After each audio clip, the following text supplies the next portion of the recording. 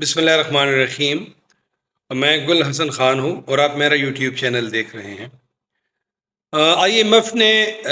9 महीने का प्रोग्राम पाकिस्तान को दिया है और 3 अरब डॉलर की मंजूरी तकरीबन दे चुके हैं। इस सिलसिले में सबसे पहले मुलाकात हुई शहबाज शरीफ से, PDM की गवर्नमेंट से। उसमें पीपल्स पार्टी से अलग मुलाकात हुई IMF की टीम की, और सबसे आखिर में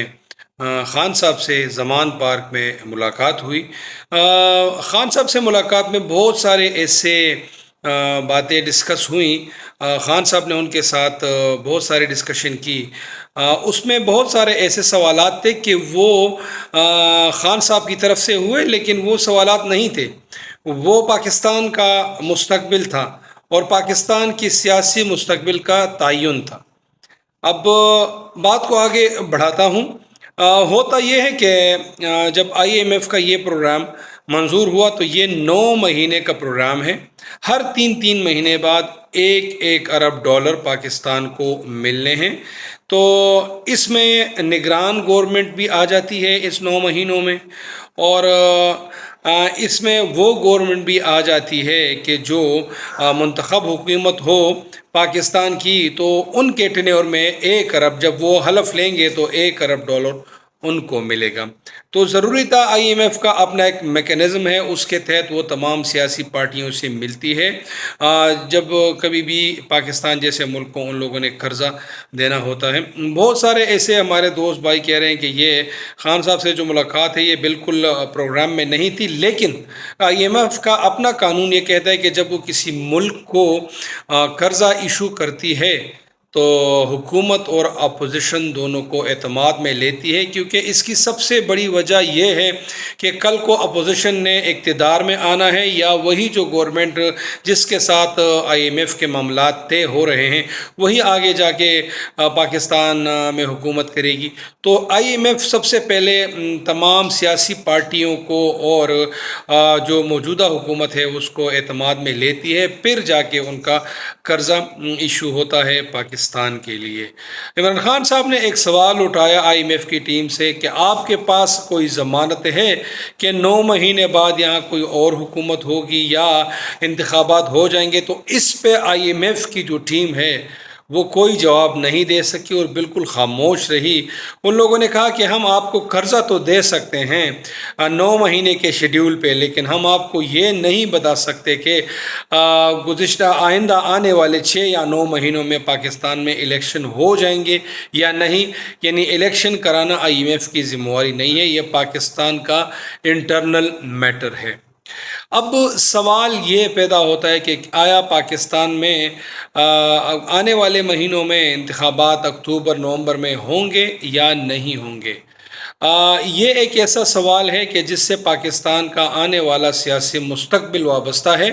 देखना ये है कि जो हमारे सलामती के इदारे हैं,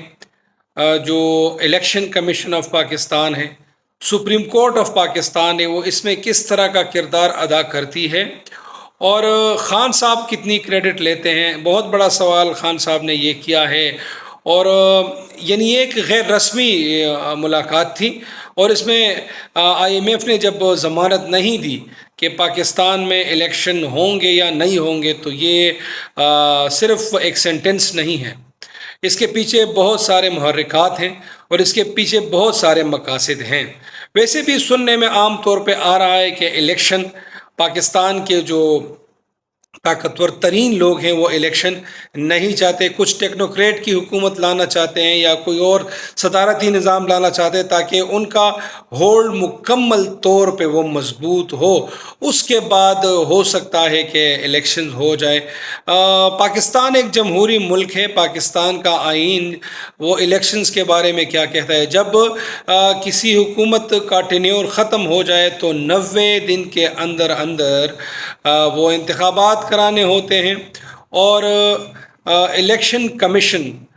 इस बात का पाबंद है कि वो 90 दिन के अंदर अंदर मुल्क में इंतखाबात कराए, اور اگر 90 دن کے اندر انتخابات نہیں کراتے تو کانسٹیٹیوشنلی الیکشن کمشنر اور جو 2-4 ممبران ہیں وہ سبکدوش ہو جائیں گے اپنے عہدوں سے، بلکہ معزول ہو جائیں گے اپنے عہدوں سے۔ دیکھنا یہ ہے کہ آنے والا وقت پاکستان کی سیاست میں کیا رنگ جماتا ہے، عمران خان صاحب پہ بین لگتا ہے یا نہیں، پی ٹی آئی پہ بین لگتا ہے یا نہیں، آیا عمران خان آئندہ الیکشن کے دوڑ میں شامل ہے یا نہیں۔ دوسری بات یہ ہے کہ نواز شریف صاحب کا بہت ہی زیادہ وہ ذکر ہو رہا ہے کہ وہ ہی will be the next prime minister of Pakistan, چوتھی مرتبہ ہو سکتا ہے کہ وہ پاکستان کے وزیر اعظم وہ ہو جائیں۔ زرداری صاحب بھی پر تول رہے ہیں وزیر اعظم شپ کے لیے، عمران خان بھی امیدوار ہے۔ اگر عمران خان پہ بین نہ لگا اور عمران خان کو الیکشن کرنے دیا گیا، پی ٹی آئی کو الیکشن کرنے دیا گیا، تو عوام پھر کیا چاہتی ہے یہ آپ سب کو پتہ ہے۔ اس پہ ہم بہت سارے ویلاگس کر چکے ہیں، مین سٹریم میڈیا وہ بھی پی ٹی آئی کے اسٹریٹ پاور کا ذکر کرتی رہتی ہے اور ہم بھی پی ٹی آئی کے اسٹریٹ پاور کا ذکر کرتے رہتے ہیں۔ اب نواز شریف صاحب کی جو آنے کی جو ٹائمنگ ہے وہ اس کا ابھی وہ مسلم لیگ نون یا مریم نواز صاحب وہ کنفرم نہیں کر پا رہی۔ نواز شریف صاحب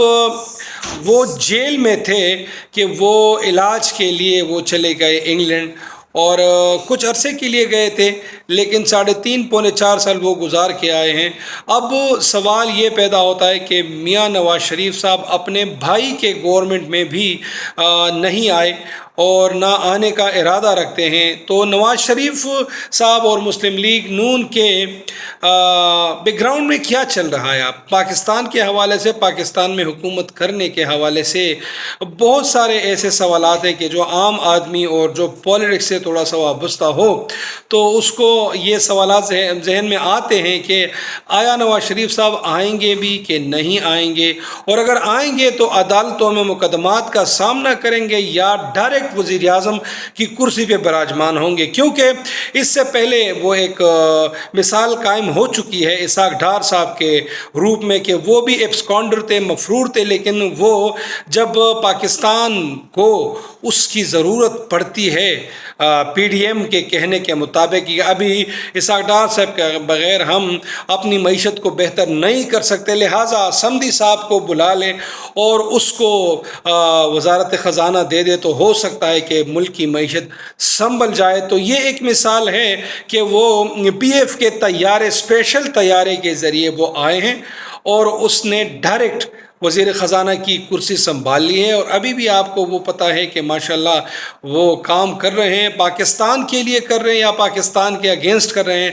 آنے والا وقت ہی بتائے گا۔ نواز شریف صاحب کے مستقبل کا جو تعلق ہے تو وہ عدالتوں سے وابستہ ہے۔ جو تاحیات پابندی تھی نواز شریف صاحب پہ تو وہ تقریباً 5 سال وہ ختم ہو چکی ہے۔ 5 سال میں اب دوسرا آرڈر نکلا ہے کہ اگر کوئی بندہ تاحیات پابندی کا سامنا کر رہا ہو تو اس کی ٹوٹل وہ مدت میعاد 5 سال ہوگی، تاحیات پابندی ختم کر دی گئی ہے۔ یہ بھی دیکھا جا رہا ہے کہ نواز شریف صاحب کے لیے کچھ گراؤنڈ کریٹ کیا جا رہا ہے، کیونکہ 5 سال کب پورے ہونے ہیں؟ جب نواز شریف صاحب کو سزا ہوئی تھی تو وہ ٹائم اور یہ ٹائم، اس کا بھی ٹائم فریم یہ بھی ایک ہوگا، تو تب جا کے پاکستان میں اگر نواز شریف صاحب کو طاقتور حلقے دوبارہ سے لانا چاہتے ہیں اور کارگل جیسے واقعات دوبارہ سے رونما ہونا چاہتے ہیں، یا جس طرح سے ان لوگوں نے پاکستان کے بہت سارے سلامتی کے اداروں پہ، جوڈیشری پہ جو